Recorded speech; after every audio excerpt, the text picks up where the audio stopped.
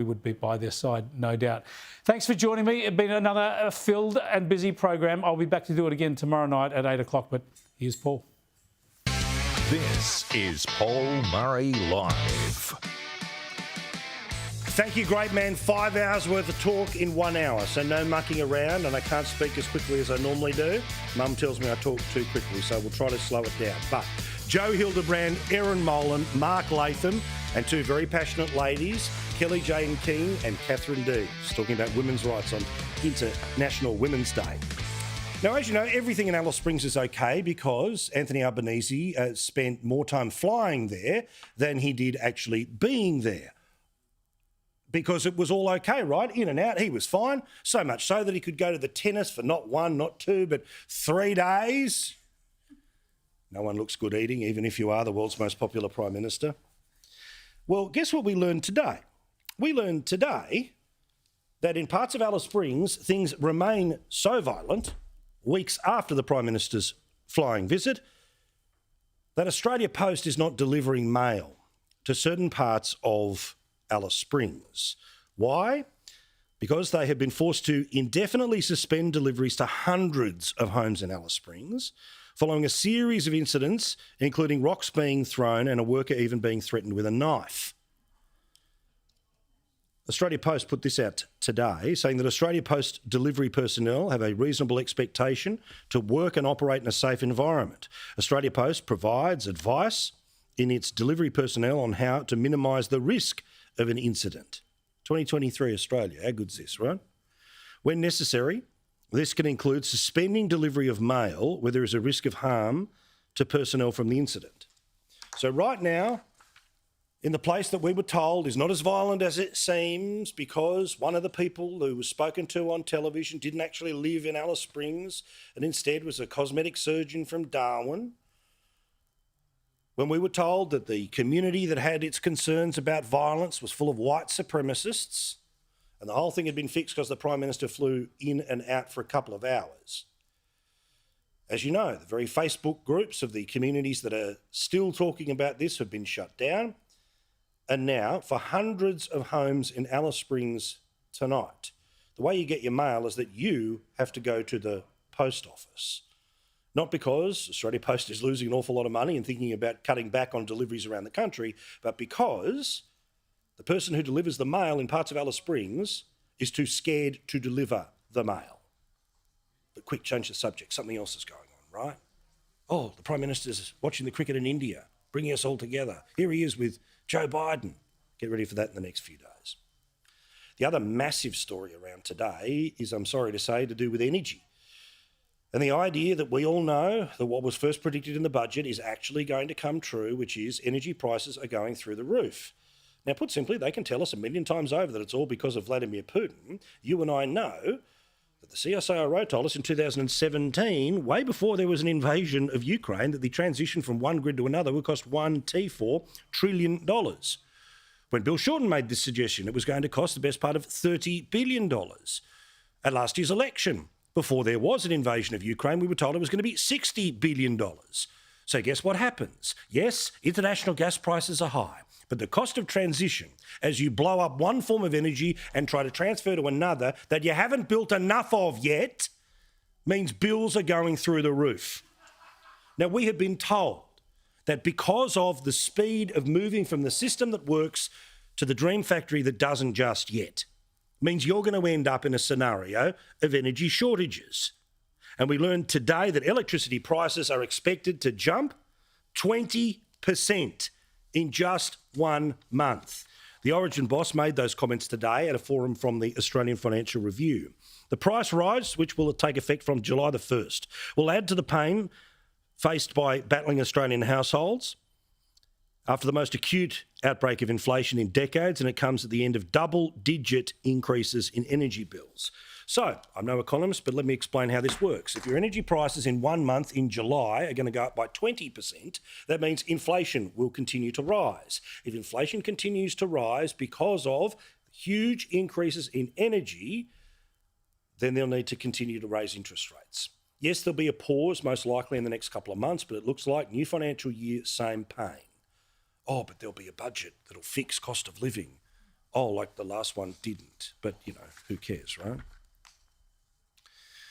Meantime, I want to talk here as well about the number of homes in Australia that are currently under huge financial stress and huge financial mortgage stress. In fact, we've got a literal list of areas of Queensland where the increase in the number of people under mortgage stress is frightening. On the Gold Coast, there's been a 68% rise. The Queensland Outback, 52%. In Logan and Beaudesert, 44%. In Brisbane's North, 36%. In Wide Bay, 31%. In Moreton Bay, 29 and a bit percent. And on the Sunny Coast, 28% increase in the number of people who are currently struggling to pay off their home. They are starting to miss payments. But the people who make all of the decisions, well, their houses were either paid off a long time ago or they've got those guaranteed $200,000 a year coming in. If you're in the case of Lydia Thorpe for the next 6 years, which is $1.2 million, and everyone else can bank on $600,000 coming through.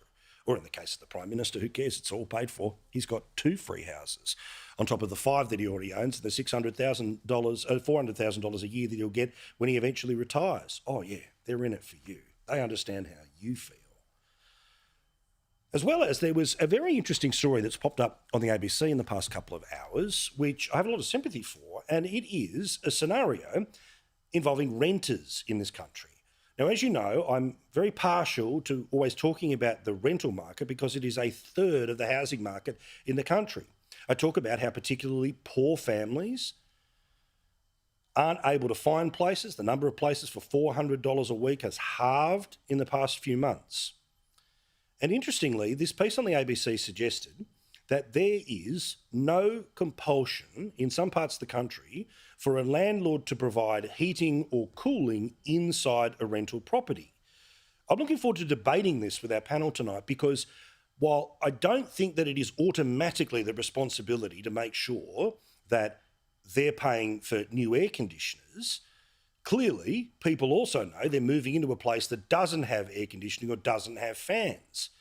But when it's 39 degrees inside your house, and as was shown by public housing in places like South Australia, where the case that they showed on the ABC tonight was a lady who ends up with her house, her housing commission house, ending up with temperatures closer to 40 degrees, then do we have to mandate this stuff? How do we find a way around it? That we will debate all very shortly. But while all of that was happening in the real world, let me tell you what was happening in the not real world. Universities, Monash University in particular, and no, I'm not taking up on their position on the voice to Parliament. How's this? It'll cost you $77,000 to do an MBA, God love you if you can, but $77,000 to do an MBA at Monash University. Well, what do you do when you eventually get there? You this Masters of Business, which means you can learn how to make profit and move things on. Well, today we learn that a whole collection of students were forced to do oppression training. They were also forced to do things called privilege walks. Let me explain here. There's a sociology, lefty, super humanities thing called intersectionality. Now, if you want to lean into the screen, you can, but I'll explain to you. Basically, giant line through the middle of what looks like it's drawn as an eye. Anything on the top half, privilege. Anything on the bottom half is not privileged. An example of somebody who has privilege is an attractive person. A person who has privilege is a white person, a male person.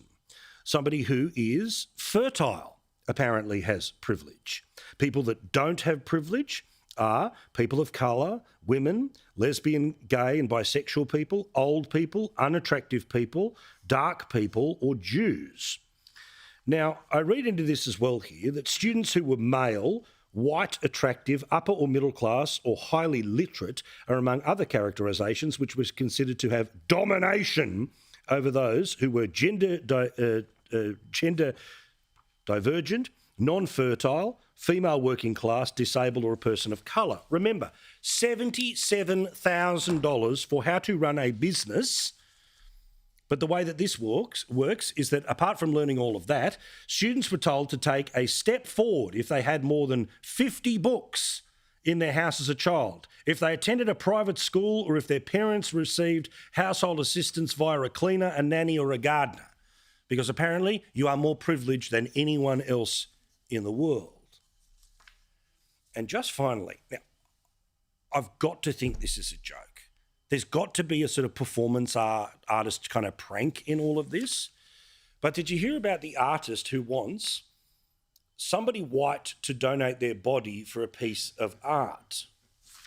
Okay, let's follow along with the bouncing ball here and try not to laugh. This is the bloke who is the artist. And apparently this artist put an ad in the Age newspaper on Saturday where he said that he was waiting to find an Australian of British descent who was willing to donate their future deceased body to an art installation. The work would speak to sacrifice for past sins perpetuated against his people. Potential applicants should see this as an opportunity, as an honour. Well, as long as they don't take photos and I'm not in the nude, but anyway. The body and the memory of the successful applicant will be treated with the utmost respect. Send an email at Yahoo. The artist, when contacted by the Australian newspaper, said this: I want people to ask, what am I prepared to do for Aboriginal Australians? I don't expect everyone would want to donate a dead body. Well, you got that right, pal. That's a huge ask. I'm aware of that. But hopefully it starts a conversation in lounge rooms. Oh, it'll get people talking. Right now, somebody's turning to some... Dale, no. No, Dale, sorry, not interested. Put me in the ground, turn me into ashes, but don't send me off to the local artist to turn me into an installation. Anyway, the whole point here is that he says there's so much tokenism around at the moment. Virtue signalling is really a trend. It's trendy to act like you're on Aboriginal side, but basically, what are you actually willing to give up for the cause? Interesting point. Now, both of these wonderful specimens could donate their bodies to science, and there'll be scientists for years going, four-leaf clover, what does that mean? None other than Erin Molan is here along with the wonderful Jo Hildebrand. All right. Can I give some context to that? You're referring to a tattoo that I have of a four-leaf clover. That you put on the internet and you've talked about on the television. Thank you so I'm much. not shaming you. But let me just be very clear in that I would never willingly have gotten a tattoo. It was a gift voucher for my 21st birthday from a girlfriend, and the only polite thing to do was to use it. So I put it in the place where no one would ever see it, except when I share a photo on the internet, clearly. Or when I go for a swim. That does kind of defy the where no one would see it kind of aspect. I didn't of quite that, think did it through, Joe. Oh, can I just say thank you, Monash University. White, male, good looking. Yeah, you've got a little I got the tap there. You feel better trifecta. about yourself? Thank you very much. I'll be walking all the way to Clayton. Mark Latham in a second, and then the ladies about International Women's Day and speaking up for women's rights, a controversial topic apparently. I've been warned heavily ahead of the conversation. Let's talk, though, about the greatest woman of all in the federal parliament, Lydia Thorpe, the gift that keeps on giving. Now, as you know, she was forced to apologise for a relationship with an ex-bikie. Well, it turns out it wasn't a relationship, it was just a kiss. All you people thought that I had been running off with some bikie gang telling secrets about what goes on in this place. What kind of person do you think I am? I think I deserve an apology from the leader of the Greens. But you apologised. You decided to come forward. Now, also, without getting too childish about all of this... What sort of person do you think, after her record of sterling, impeccable, morally upright behaviour, how could anyone possibly think she'd do something as stupid as spill her guts to a bikie after having a snog on Invasion Day? But yeah, Invasion Day is my favourite detail of this. But by the way, look, Anyway. again, she wants to take this into, it wasn't a relationship, it was just a kiss. It's not about what happened or didn't happen. It's about familiarity with somebody representing a sector that, in part, you may have information about because you're sitting on a committee in the federal parliament. But I just want to say this, though, Erin. Does anyone believe that anyone can make Lydia Thorpe say anything that she doesn't want to say? No. She's the one who went in and ended up offering a level of public apology around all of this. The Greens, sure, they made her not Deputy Senate Leader, but as if Lydia Thorpe is going to be told what to do by Adam Bandt. Adam Bandt would be in the corner still sucking his thumb from the last time she yelled at him. I mean, a bizarre notion, but let's just look at a couple of facts here. this committee did not fully exonerate her. It said that it believed she should have disclosed the relationship. And we're not 16. It's not define a relationship. Well, I've only been dating him for 3 months, or we Yeah. haven't had sex yet, or we haven't done this. We It's haven't. proximity. Exactly. You had an interaction. Yes. You should have declared it. Adam Bant said exactly that she should have declared it. She showed poor judgment. He didn't say that she was spilling secrets to bikie gangs. She's made that intimation. That was the fear. She's been cleared of that, but she was not cleared of exercising poor judgment. And Adam Bant, I mean, he called my dad a war criminal and apologised. I couldn't care less whether he apologised. You can unleash now, Dal. Absolutely. Go hard. Fair play. Go. Can I say, I am going to come in. I'm halfway through writing a column in defence of Lydia Thorpe, and the reason I'm halfway through it is because it's a very difficult thing to do. I was going to say, I'd have writer's block when I was just after I'd written. But this is, I mean, aside from the fact, I don't think Lydia Thorpe could retain information long enough to actually pass it on to a third party. So I think our state secrets are safe. But this is the left, the extreme left, as opposed to the very sensible left. But the extreme left are being hoisted by their own petard here because they are the ones who made all the rules about relationships. They are the ones who said that if you so much as look at someone in a nightclub, you need to get consent. Yes. They were the ones who said there is a bonk ban in place in Parliament because no minister who apparently can have the discretion to oversee billions and billions of dollars in their 100%. portfolio can't be trusted who they should and shouldn't shag. There are the constant calls for anyone in any relationship where there's any power imbalance in the workplace. Well, they have to disclose it if they're not on the same pay grade or if one is technically a manager, You one is a just junior. generally have to And choose now- between your relationship and your career at times. Like if for whatever reason two And people I have think become that's familiar bollocks. at work. I think that's Well, it's also bollocks. this very classist system where, CEOs only, at this level Yeah. of the hotel, receptionists only at the other. I mean, come on. It's murky. And look, if she's passionate about apologies, which I'm sure she is, the police at Pride the Parade, maybe Yes. she should apologise to them. What about last year at the protest in Melbourne where she was abusing police Yep, the officers? Maybe immigration she could centre, she's ripping into absolutely, maybe people. She Yeah, could great apologise to them. I think, come on. I wonder how she met the bikie on Invasion Day. Do you think she lay down in front of his float? What, thinking that it was another float? Because remember, she got it wrong at Mardi Do you know, Gras. we've been getting it wrong. We keep talking on radio about where single people in Sydney or wherever we are in Australia meet new partners. Clearly, it's Invasion Day. It's Invasion Honestly, Day's the great hookup of 2024. Online apps. No, Ironically, there was quite a bit of invading going on in Invasion Day. Maybe that's the way to change the date. Turn it into National Hookup Day and see what happens, all right? People will be complaining in the aisles. There'll be more in tonight's show for people to complain about. Don't worry about it. Now, what about what I was just mentioning before there about the rights of a tenant if you are in a place that doesn't have fans, doesn't have a heater, doesn't have air conditioning? Now, Joe, again, I'm a little twixt and tween here because if you want to rent and you advertise that it's a one-bedroom place and somebody says, well, I really got 2 bedrooms. Well, sorry, there's only 1 bedroom here. If you tell people there's no aircon, then at some point in time. Yeah. However, if you are in the financial circumstances that says, I can only afford to rent and I can only afford to rent this much, should you be punished by then further not having heating and not having cool? Yeah, I'm a little bit... I think it's one of those things where... look, you can't rent a hole in the ground to someone, right? And say, oh, well, that's what the market can bear. This person only has $2, so I'm going to give them this bit of dirt and a shovel. And so the place that you are renting out has to be livable. And there are certain basic things. It has to have plumbing, has to have electricity.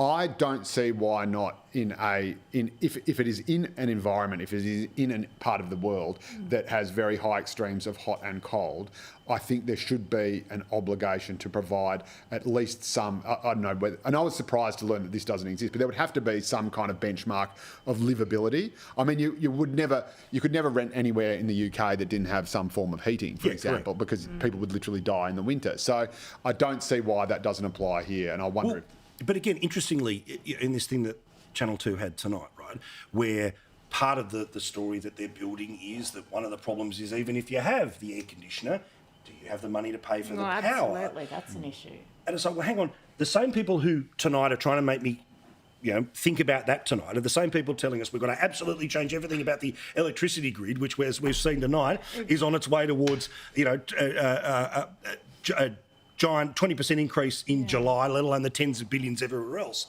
So I have a solution to this, but I want to hear your opinion first. Yeah, I'd love to hear your solution because I think it's a really difficult one. I feel sorry for anyone who isn't comfortable in the place in which they dwell, the place that they live. But I don't think we can force landlords to put air conditioners into places. You make a choice, and if they did, then the price would probably go up. If they had to put something in, they're going to have to pass that cost on in some way, shape or form.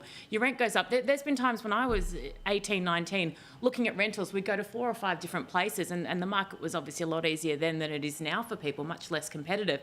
But I would save $40 a week on a place that didn't have air conditioning, and I'd rather, use that at the pub. It's a choice that you make, and if you can't, if you're in a position where a lot of people are where they can't make that choice, difficult. Love to hear your solution, but I don't think the solution lies in forcing landlords to put in expensive equipment that the tenants then going to have to pay for. Well, my solution is two things, right? Which is, generally speaking, the way that a market works, which is that in order to attract somebody to your property to maybe charge $5 a week more in rent, you invest in the air conditioner or to say it comes with. That's the first. The second is that we've seen at all levels of state and federal government this stupid voucher system. A voucher system for this, a voucher system for that. $500. Have you used your voucher? Yes, I am hitting that like Normandy. I am just all over it. So my point is that why not for renters who have a bond that's already been lodged with the bond organisation, which is run by the state government, bond of X dollars, so you know that it's about people at the absolute low end of the market, that they will be able to have $200 voucher to go off and buy the fan or to buy the heater. So at the very least, the absolute extremes are taken off things. Now, it's just the beginning of a solution. The other one is, I'm sorry, whether people want to hear this or not, it's outrageous to me that public housing in 2023 doesn't come with either of those things. Now, it's not meant to be 5 stars, not meant to have a communal pool, you're not meant to have, the barbecue. I understand, right? But the idea that you are being doubly punished for being poor is not okay with me. Absolutely. And not okay with, You're absolutely no correct. doubt, any of us. I knew you were a lefty on the inside. God, you're wasted in TV. You should be in policy. Oh, yeah, God love you. I'm just still thinking about just 4-leaf clovers. If I had one, it'd be like ivy down the side of a building by now. When I was heavily pregnant, it was more an oak tree. It's shrunk back now. Looks a little different. God love you. God love you. That's why you got to listen to each and every morning as well. All right, now, so as you've heard by now, one of the people who hosts the breakfast TV show on the ABC has been blowing up about online reaction to not just clickbait stories, but also original Twitter posts about an unfortunate angle that one of the cameras picked up. Erin, you made a doco about it, you've changed the law and you live your life. What's really interesting here is what is missing from a lot of the people that are high-fiving this presenter today is that they're assuming because she's of the ABC, she's of the left. A lot of the trolling that she gets is from the extreme left. As Lee Sales it was, the extreme left. So the idea that almost all. the only people ripping into her are evil right-wingers who read something on the Daily Mail website. But that's ridiculous. Look, what I actually really like that this is a story at the moment and not the trolling element, because we're all well versed in that. We understand that.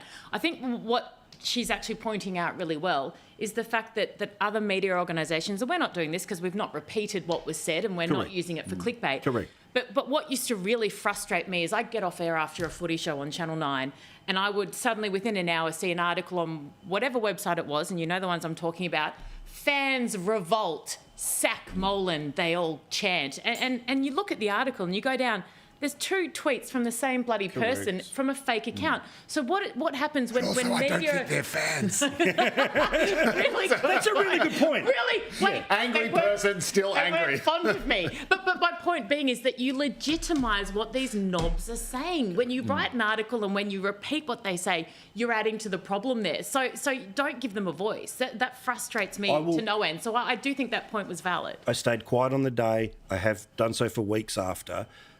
But the stuff around photos of you at your dad's funeral and the clickbait, I was like, really?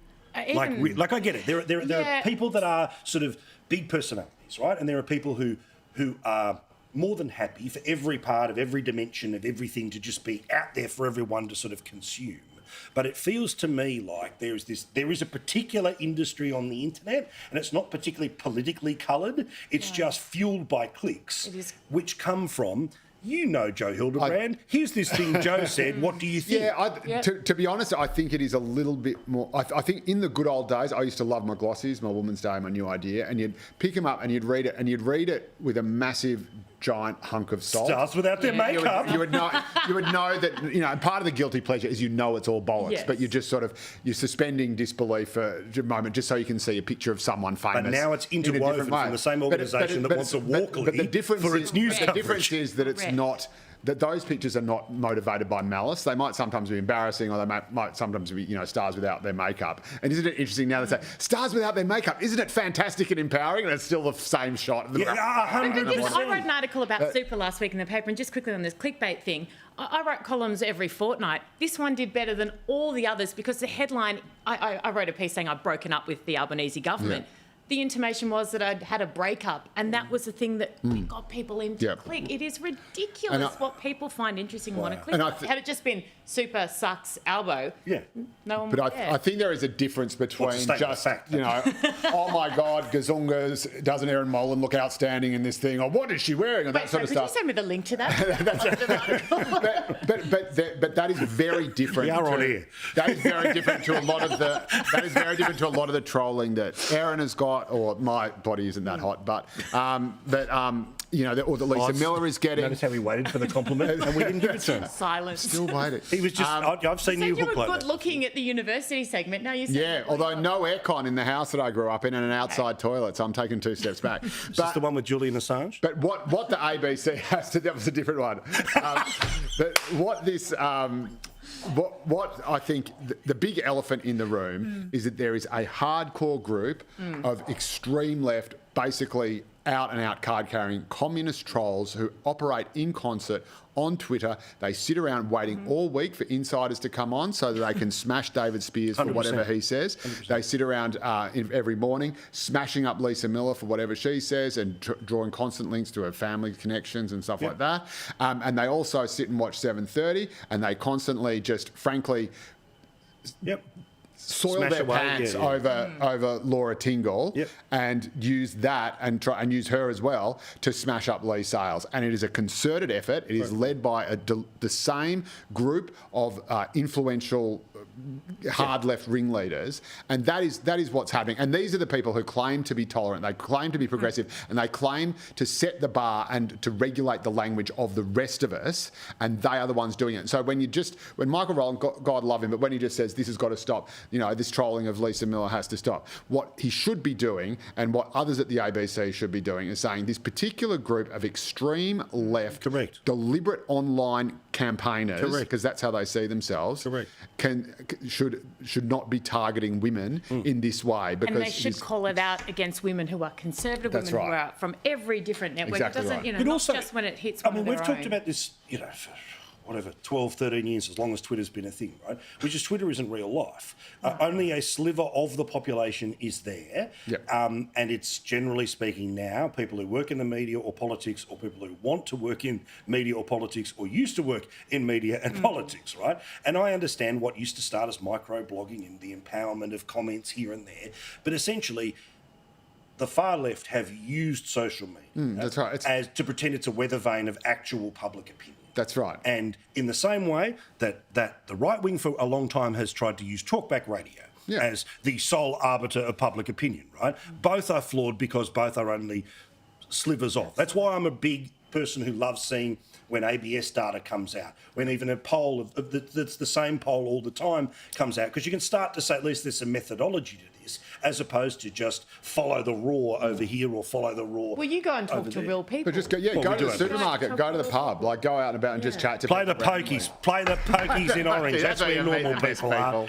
All right. Now, what about Australia Post? Mentioning it before, that apparently things are not all fixed in Alice Springs, but away from that.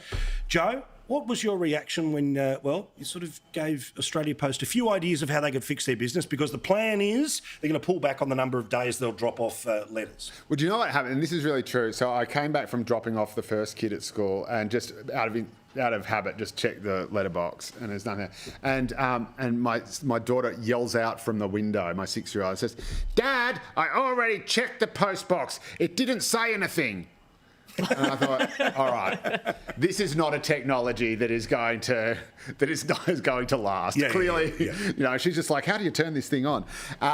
And so, but I did think, look, if Australia Post wants to cut back on delivering letters, could they start by not delivering my speeding fines? Fair. I can follow that up by Absolutely. not delivering the regular updates from my bank about how much interest rates have gone up. Bills, and maybe I think Political The prospectus for an AGM I'm not going to vote in. Yep. That's right, yeah, and the political bills, and maybe hire that chick back. What was her name? She seemed to be doing quite a good job. Oh, Christine Holgate. Yes, they could. You know what they need though? They need some. You two can be a fan, I'm not. International They Women's just Day. need some kind That of chick back But to they hang your but head how in would they shame. How would they get her? They need some kind of incentive, like a gift or Yeah, something, yeah, just a sign of appreciation. You know, maybe. I don't know. This has been fun. I love you guys. We'll keep reading you, we'll keep watching you, and obviously listen to you each and every morning. Thank you. Fridays 5 p.m. See you Fridays, 5 o'clock. There you go. Must watch. If you like this show, you're going to love hers. That a good plug for you? I There love we go. you, 5 thank o'clock. you. All right, quick break. Back with more. None other than the great Mark Latham next.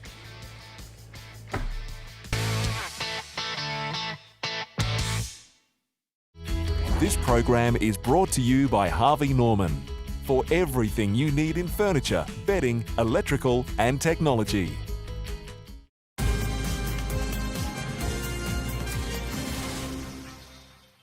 This is a national challenge, more profound than at any time since Federation. Saturday. China may attack Taiwan at any time. Peter Stefanovic takes you to one of the most contested regions on Earth. This is the front line between democracy and dictatorship. The United States will go to war to protect Taiwan. We must prepare for the worst case. Would it be World War III? I think it would be. Are we ready for war? An encore screening 8 p.m. Saturday.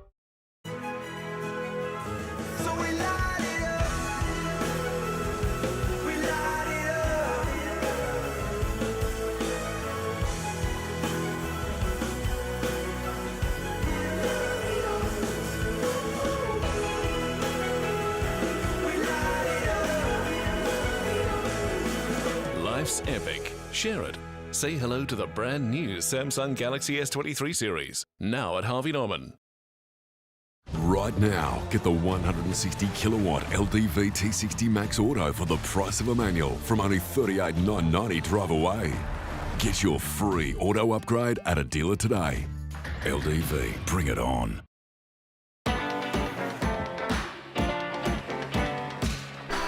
Visa goes to the ends of the earth, so you can too. Pay securely at over 80 million locations worldwide when you travel with Visa. For some, it's a humble sandwich. Here, the bread is your oyster. You melt the rules and open possibilities. You turn a BLT into a BL kimchi. Top off your work of art with a decorative pickle. Abbott's Bakery, made for makers. Whether you've got an important presentation, or you're going hang gliding, or you're making an important presentation whilst hang gliding, we'll make sure you spring out of bed ready for anything. Find out more at emma-sleep.com.au.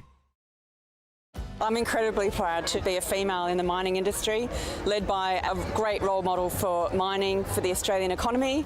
Since I've started, everyone kind of takes you under their wing. Being an older person in mining as well, I find that people can come to me for advice. I did hairdressing for a year before coming to mining. It's the best thing I've ever done. It offers a level of financial security that women outside of the industry don't necessarily have, and it's just awesome. We would like women to be safer here than they are anywhere else. Every day is exciting, there's something happening.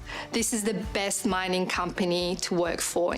This is the engine room of our Australian economy, and we get to be a part of what keeps this country afloat and helps with infrastructure and all the other projects that makes Australia such a fantastic country to live in. To join us in building an exceptional future, go to buildinganexceptionalfuture.com.au.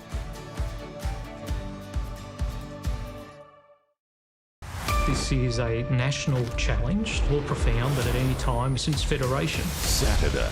China may attack Taiwan at any time. Peter Stefanovic takes you to one of the most contested regions on Earth. This is the front line between democracy and dictatorship. The United States will go to war to protect Taiwan. We must prepare for the worst case. Would it be World War III? I think it would be. Are we ready for war? An encore screening 8 p.m. Saturday. Best bit of a Wednesday night is this, man, the great Mark Latham, just a couple of weeks away from that New South Wales election, and he is powering on. Poll after poll after poll says that they are surging, and it's because, well, obviously his appearances on this show, but more importantly, what he actually says on this show and outside of the Parliament. It's all your hard work. Great to see you, Paul. I'm fresh from the hustings in Hornsby, and what a story to tell. So, a week ago, it was just a quick little check-in on what's happening up there. A week later, you've got a candidate, and you've got people ready to pounce on Matt Kean. Well, they know he's an imposter. This guy deceived them 4 years ago. He said he was a mainstream Liberal. He's out there now with the Greens, the far woke left of politics, and the locals there today in the Hornsby Mall. You know, a few old-time Labor people giving me a razz, that's fair enough. But overwhelmingly, no one defending Matt Kean, and the feeling that this guy has drifted off to the left and he doesn't represent those mainstream, conservative, common-sense values in Hornsby. And our One Nation candidate, Steve Bush, is a cracker. 30 years a Qantas pilot, intelligent guy, right there in the Hornsby set of values, a conservative, and that's what they need. So I think the imposter Matt Kean is in for the fight of his life. Now, I don't know who this person is. I don't know everything they've ever written on the internet or said in public. Who cares, right? But a bloke in a T-shirt today. Yeah, not Matt Kean. No, I'm not talking about your candidate. Oh, okay. This guy in the T-shirt. Oh, he captured the vibe. Yeah, have a look at this, right? Which is, what is he saying there? Where he goes, treat him keen. No, treat him mean. Yep. You got to vote out Green Matt Kean. I love it. Well played. So that's the way to go, isn't it? And he's just walking around. We ran into him, and I think we're going to make 1,000 of those T-shirts, and they'll sell like hotcakes. Mate, there'll be one on the set. It'll be hanging right over that for the entire campaign if you want. That's when you've arrived in Australian politics. You get on the set of the Man Cave. That's when they know. That's when they know. Now, overall policy stuff, though, let's talk about your schools policy, which is out now. You want to make facts-based and results-based things mandatory. Give me an idea about what that means. Well, it's hard to believe the New South Wales government doesn't require any classroom to teach according to the evidence. We know what works and what doesn't work in the classroom. All the school education's been studied inside out right around the world hundreds of times. So if we know the evidence of what works, that direct instruction goes better than so-called student-centred learning and teachers as facilitators, that phonics literacy goes better than whole word, that behavioural standards go better than chaos, that testing and data assessment of students goes better than just the stab in the dark. So if we know these things, why doesn't the New South Wales government require every teacher, every classroom, every school to teach to the evidence? That's how you lift student academic results. And the tragedy in our state is that that Adrian Piccoli, if you remember him 10 years ago, as the National Party Education Minister, said local schools, local decisions, which basically meant go and do whatever you like in the classroom. And that was the policy of the O'Farrell government, and they haven't really changed it ever since. And it was the worst possible time, Paul, because it was the time 10 years ago when the left-wing teaching fads were becoming popular, all the rubbish programs, the woke stuff in the classroom was starting to infiltrate school education. So at the worst possible time, this government said, just do whatever you like. I want to bring them back to the evidence base, and more than that, to bring the school inspectors back in so that twice a year the parents would get a certification your child in your government school is being taught according to the evidence. Direct instruction, phonics literacy, behavioural standards, data, testing, and if the teacher's falling behind, the inspector would act as a mentor to say, look, this is how we do things according to the evidence, this is where you've got to head, and also a certification that the good stuff in the curriculum is being taught instead of political indoctrination. So that should happen twice a year, and parents are hungry, I can assure you, to know what's happening in the classroom. Are my kids being taught according to the evidence and the best practice? And I think that's where we need to head. How do you make sure that the bureaucracy in and around education doesn't slow play the ball? If you get into a position where this is the line in the sand to get something through the upper house and it becomes the law in New South Wales, becomes the system in New South Wales, how do we make sure that it actually gets implemented rather than, we're just a pilot program in Wollongong for 2 years? Well, the tragedy is that New South Wales has the fastest falling school academic results in the world, not just Australia, in the world. And surely it's time for the government to take control. I mean, who runs education policy? I don't see any of the bureaucrats. Their name won't be on the ballot paper on the 25th of March. The government has got to run education policy, and I just think it's policy 101 to say these 5 things work in the classroom. They're compulsory. They're not optional. If they work, if they're evidence-based, if they're supported by studies all over the world, if we know they add a lot of value to the education of students, surely they've got to be mandatory, and we have the inspectors in there to make sure it's actually happening in the classroom. But also, as we all saw for 2 years, that for some reason the state wants to forget. The state can tell you if you can leave your house, what time you can go on the street. The state, when it wants to use power, can get down to fining the individual for what they do. The idea that Perrottet this week's out there saying, oh, well, look, I'm kind of powerless about vaccine mandates, but the government can put through legislation that's legalised euthanasia. I'm fine, I support that policy. But it's just, it waxes and wanes. You are the people that we send to the parliament to be the guardians of the system, to be the leaders of the system. Otherwise, we just have a permanent bureaucratic state. And that's not what any person wants, apart from the bureaucratic state. Well, this is a government that locked people in their homes for months on end, a complete overreaction looking back on it. We now find out that the vaccination program is not stopping transmission of COVID, but Perrottet says that he's powerless to do something about the mandates for police and emergency services. Well, you know, he's in office but not in power, and more so, is this really a government that says, look, we really can't do much about classroom teaching and say there are 5 evidence-based important things that work, that are known to work, and we can't make them mandatory? I mean, why run for office? Well, you'd have to say to Perrottet, mate, if you can't run the state, and most particularly run high value-added programs in our classrooms, you're better off, you know, going to play tiddlywinks. Well, there are 2 types of politicians. Ones that want to cut the ribbon on a school, and one that wants to actually focus on what happens inside the school the day after and every day later. You're of that ladder that wants to focus on what happens inside the school once it's open, once it's been renovated, once it's got its new, and that's why... Well, that's the focus. Classroom practice is the key. You can build a lot of schools, you can cut a lot of ribbons, but unless you've got high quality teaching methods in the classroom, those kids are falling behind. Disadvantaged kids stay disadvantaged, and that's the tragedy of where we've been ever since Piccoli did local schools, local decisions. So you can change that overnight, and it's time for the government to run education policy. Even bigger than education is energy in New South Wales, because it literally is every single tentacle, everywhere there's a PowerPoint. We know that Eraring is about to disappear, Liddell's going to disappear, and as I showed on the program last night, super hot day, everyone uses their aircon, turns on a fan. Guess where 70% of the power came from? The very places they're about to shut down. And the energy market operator has turned around and said there's not enough to replace what we're about to turn off. This will all happen on the footsteps of the next government, but you have a chance in a couple of weeks, if you care, not just to send a message, but to change course, don't you? Yeah, absolutely. And the best thing we could do is abandon the transition to so-called clean energy economy.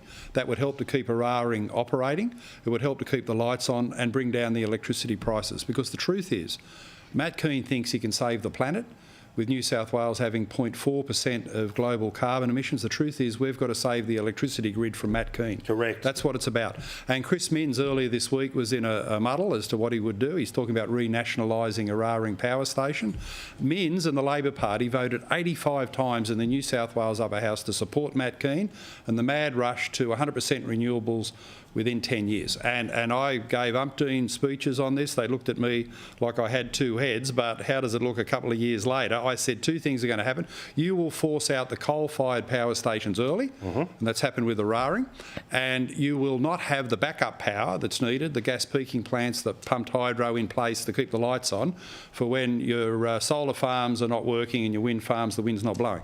So those things unfortunately have come to pass. AEMO says we're going to have blackouts in New South Wales.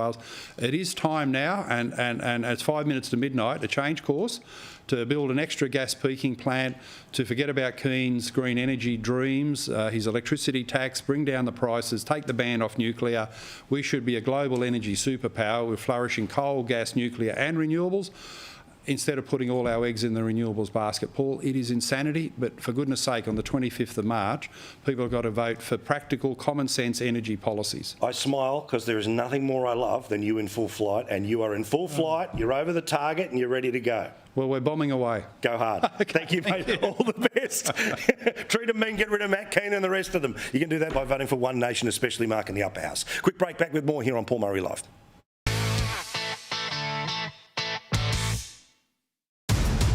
Friday nights are all about free thinking on Sky News Australia. From 5 p.m, Erin dives into the day's headlines. At 6, Peter Credlin won't hold back. Labor loves a handout. Labor loves spending your money. Then, Fearless Opinions with Rita Panahi. The US report has American politics covered, and the media show puts the press under the spotlight. Don't miss Free Thinking Fridays on Sky News. Thousands of Aussies trust Emma with their sleep because Choice's top-scoring Emma Comfort mattress has you and your sleep covered. But not messy morning hair. We haven't got a solution for that yet. Find out more at emma-sleep.com.au. Why waste energy wondering? Incredible power saving plus performance and price make this Epson Business Inkjet printer an energy saver no-brainer. Epson Enterprise, taking sustainability seriously. Get the cheese. It's just under 2 years and I've lost 36.6 kilos. I still pinch myself every single day and go, wow, I have actually done it. Start your journey your way at optislim.com.au or at these leading retailers. Start your day with Sustain Complete. So, whatever you do, wherever you are, your dry eyes won't hold you back. From a quick stopover to a rewarding chase, Sustain Complete keeps you focused every step of the way. Sustain Complete, all-in-one relief for all types of irritated, tired, dry eyes. Sustain Complete. 2 drops, 1 focused you. Now preservative-free. Visit the Sustain website to learn more. Autumn is a great time to grab a deal at Carpet Call. Like this beautiful Cortec hybrid flooring, fully installed in your family room from only $1,500. How about our plantation shutters or Australian-made roller blinds, made to measure and installed? Try our free shop-at-home service. Take up to 50% off the price of our range of fashion rugs in-store and online. So what are you waiting for? Call into Carpet Call now. Call Carpet Call. The experts in the trade. To be here celebrating women working in mining is just an amazing thing to be doing, and I really appreciate everything Mrs. Reinhardt does. Since I've started, everyone kind of takes you under their wing. Being an older person in mining as well, I find that people can come to me for advice. I did hairdressing for a year before coming to mining. It's the best thing I've ever done. It offers a level of financial security that women outside of the industry don't necessarily have, and it's just awesome. We would like women to be safer here than they are anywhere else. Every day is exciting. There's something happening. This is the best mining company to work for.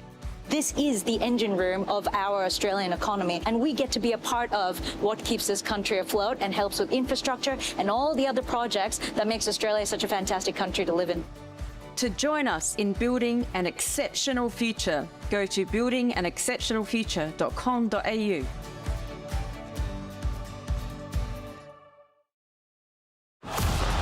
Who's in front of me?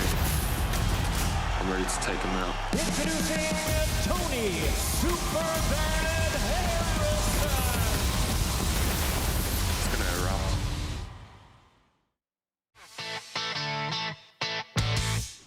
Well, let's see how this conversation goes on the internet, but there's plenty of talk in and around International Women's Day. But remember, there's that whole conversation about what is a woman.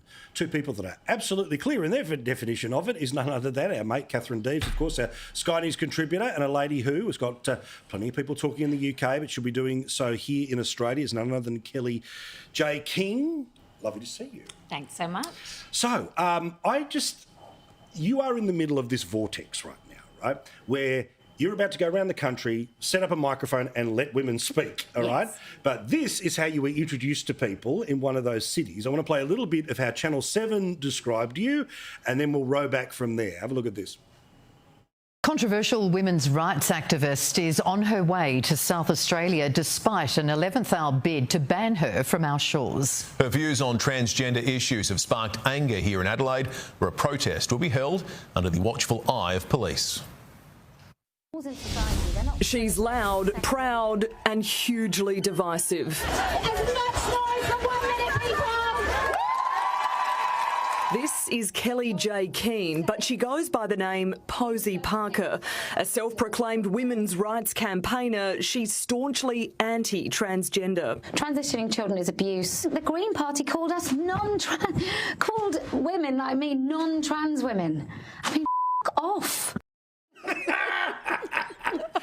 Now, my best work. This is it. So they've set up this perception of what you are.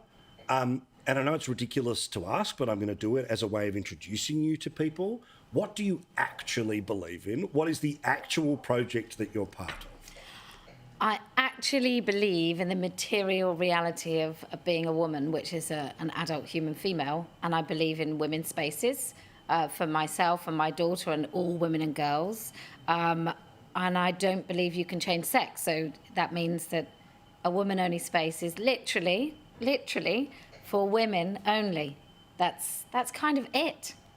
And then what you do is you set up literally a moment in a public square, not in a hidden venue, not in a buy tickets, but a turn up and support. Yeah. And what do you offer people?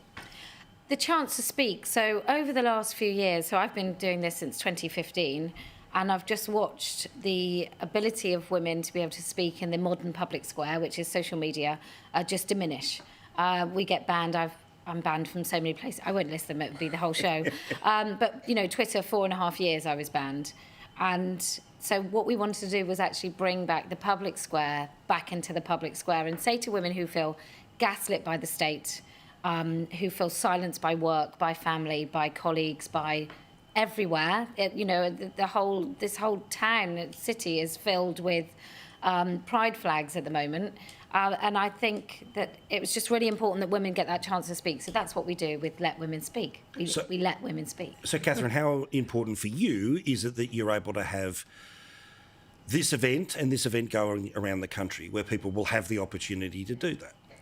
Well, as you know, this debate has been really impoverished here in Australia. We all saw what happened in the election campaign last year. So to have ordinary women being able to come and express how they feel about this, many of these women have never even spoken publicly. And I think it's quite brilliant in that all it is letting women speak, and it makes our detractors so crazy.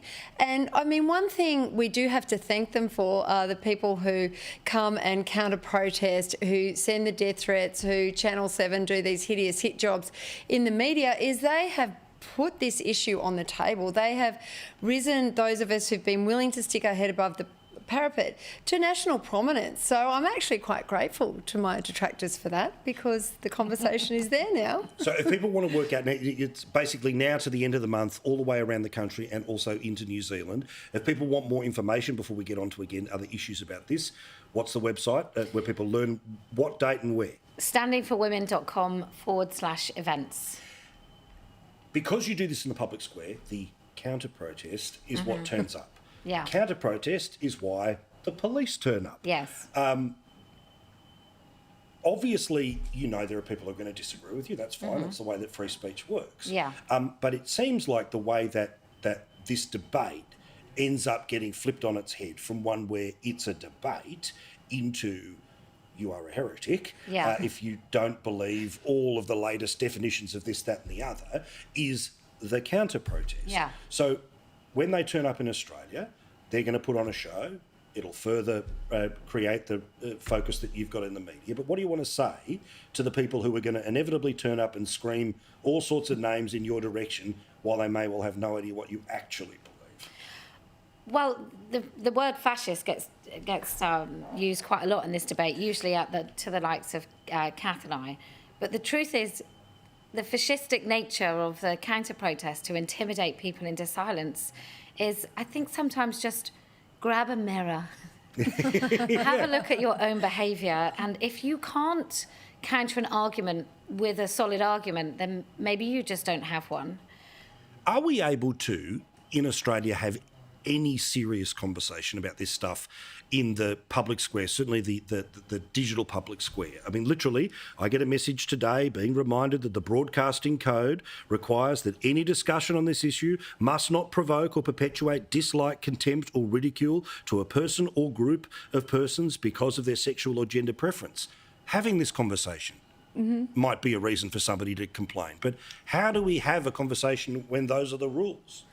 Well, we need to be having a conversation like here and now. We need to be having conversations, in the Academy, on other television stations, on other media platforms, where people from opposing views aren't sitting there calling each other names. And, let's face it, most of the name calling does come from the other side. I mean, the names that I have been called simply because I refuse to bend the knee to the idea that a man is a woman just because he says so, it's extraordinary. But, we've got to look at something like Q&A, where they are so biased on this issue, or ABC, impartiality is just not a word that exists there.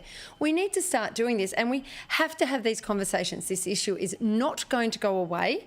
As we see the encroachment of sex self-ID into every state in Australia, bar New South Wales, probably likely to happen after the election.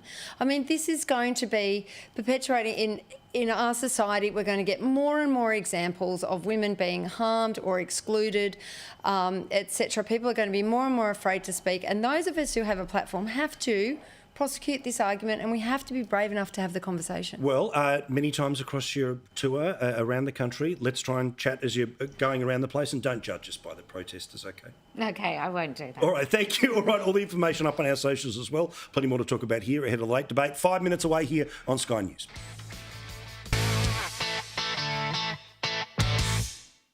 Hi, wokies. Do you want to know what I really think?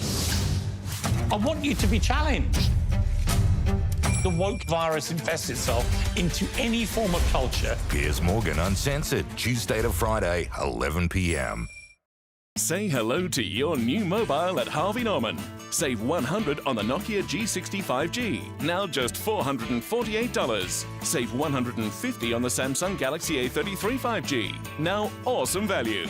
Pre-order the new Oppo Find N2 Flip now and get a bonus $150 gift card. A perfect fit for your pocket. Hurry, pre-order ends 15th of March. Say hello to the best range in mobiles now at Harvey Norman. Go! Printers with sustainable features? Using only a quarter of the energy of a laser printer, this Epson Business Inkjet printer won't save the world, but it's a great way to print world-saving ideas. Epson Enterprise, taking sustainability seriously. This is Travis, Jason and Meatball. To the untrained eye, it may not seem they're making today count. But untrained eyes can be misleading. Because Travis has hooked my two little wingman up with everyday pet insurance from Woolworths. He doesn't just get award-winning cover, he also gets 10% off a Woolies shop every month. Oh. Make your insurance count. Make every day count. Whether you've got an important presentation, or you're going hang gliding, or you're making an important presentation whilst hang gliding, we'll make sure you spring out of bed ready for anything. Find out more at emma-sleep.com.au.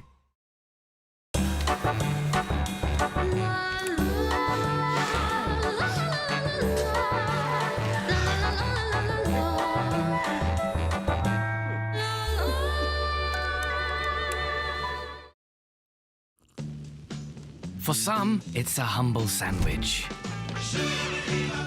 Here, the bread is your oyster.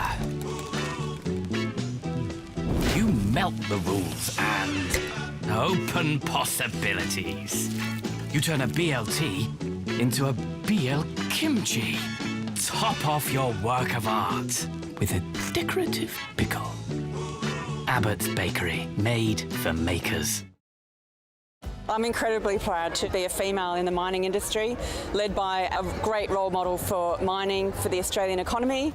since I've started. Everyone kind of takes you under their wing. Being an older person in mining as well, I find that people can come to me for advice. I did hairdressing for a year before coming to mining. It's the best thing I've ever done. It offers a level of financial security that women outside of the industry don't necessarily have, and it's just awesome. We would like women to be safer here than they are anywhere else. Every day is exciting. There's something happening. This is the best mining company to work for. This is the engine room of our Australian economy, and we get to be a part of what keeps this country afloat and helps with infrastructure and all the other projects that makes Australia such a fantastic country to live in. To join us in building an exceptional future, go to buildinganexceptionalfuture.com.au.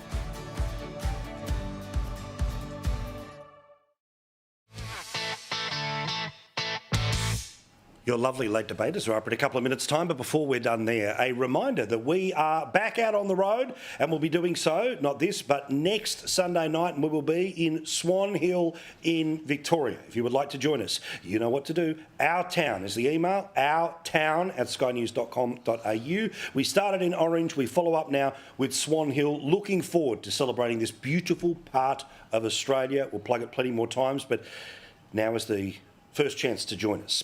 Now, I love the TV show Bluey, like any Australian parent right now. My kids absolutely love it, and I've got to say, it will be The Simpsons, as they were to me, will be Bluey to them. Anyway, somebody's decided to whinge on the internet that apparently the Healer family is too rich. I'm not joking. Apparently somebody wrote on Reddit in the past couple of days, confession, it bothers me that the Healers are wealthy. It's been estimated that their home is worth between $1 and $2 million. Every once in a while, the thought creeps into my mind that the reason they're such amazing parents is because they're millionaires. As a parent who isn't wealthy, it's a little discouraging. Well, darling, I have